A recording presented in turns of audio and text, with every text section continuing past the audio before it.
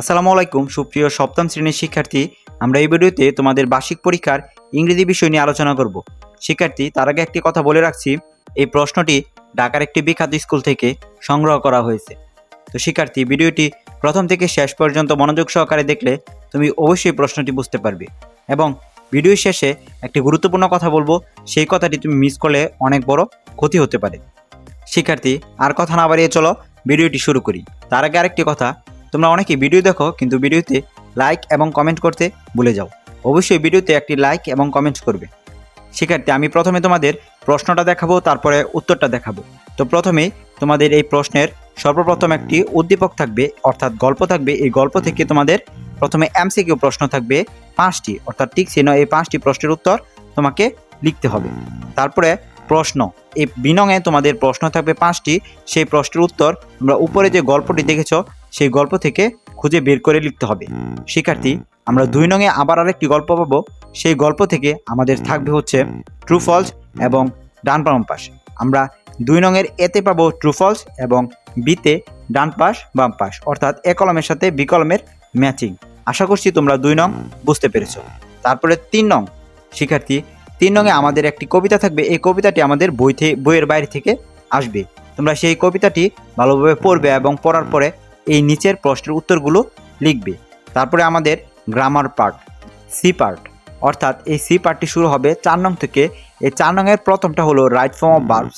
এখানে right form of ভার্বসের 10টি শূন্যস্থান পূরণ করব।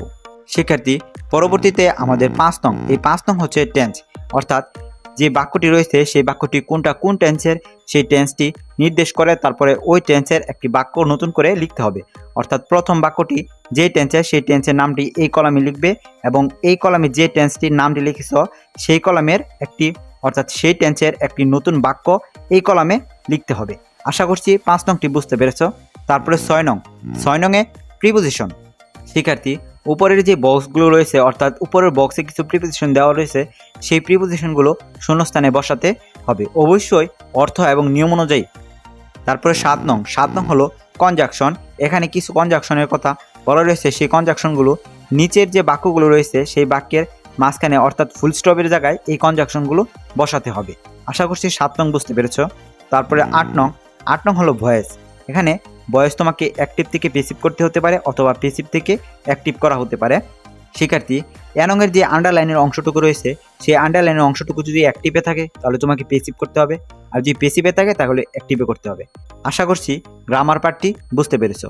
তারপরে তোমাদের রিটেন পার্ট, অর্থাৎ মুখস্থ পার্ট। এই পার্টটি তোমাদের বিদ্যালয় থেকে নির্দিষ্ট করে কিছু মুখস্থ পড়া দেওয়া হয়েছে, সেগুলো থেকেও আসতে পারে।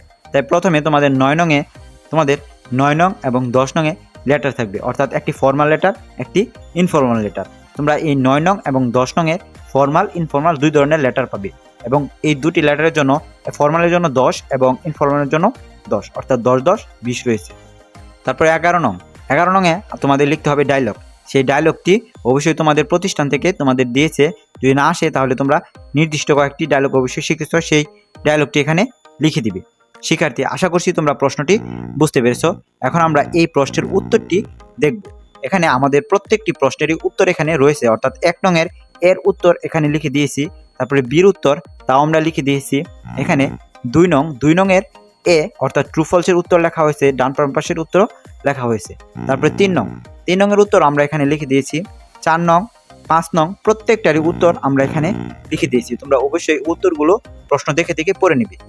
তারপর 7 নং, 8 নং প্রত্যেকটা প্রশ্নেরই উত্তর এখানে লেখা রয়েছে। শুধু লিখিত, অর্থাৎ মুখস্থর যে পাঠটা রয়েছে সেই পাঠের উত্তর আমরা লিখিনি, সেটা তোমরা খুঁজে বের করে নিবে। শিক্ষার্থী, আশা করছি ভিডিওটি বুঝতে পেরেছো। ভিডিওটি যদি ভালোভাবে বুঝতে পারো তাহলে অবশ্যই ভিডিওতে একটি লাইক এবং কমেন্টস করবে। শিক্ষার্থী, প্রথমে বলেছিলাম যে ভিডিওর শেষের দিক দিয়ে একটি গুরুত্বপূর্ণ কথা বলবো। সেই গুরুত্বপূর্ণ কথাটি হলো, তোমাদের যাদের লেকচার কোম্পানির বই রয়েছে তারা লেকচার কোম্পানির মডেল কোশ্চেনগুলো খুব ভালোভাবে পড়ে নাও, কারণ যা কয়েকটি স্কুলের পরীক্ষার প্রশ্ন দেখলাম প্রত্যেকটা পরীক্ষার প্রশ্নেই লেকচার কোম্পানির মডেল কোশ্চেন থেকেই প্রশ্ন আসছে। তাই তোমরা লেকচার কোম্পানির মডেল কোশ্চেনগুলো খুব ভালোভাবে পড়ে নাও। তোমাদের পরীক্ষার শুভকামনা জানিয়ে ভিডিওটি এখানেই শেষ করছি। আল্লাহ হাফেজ।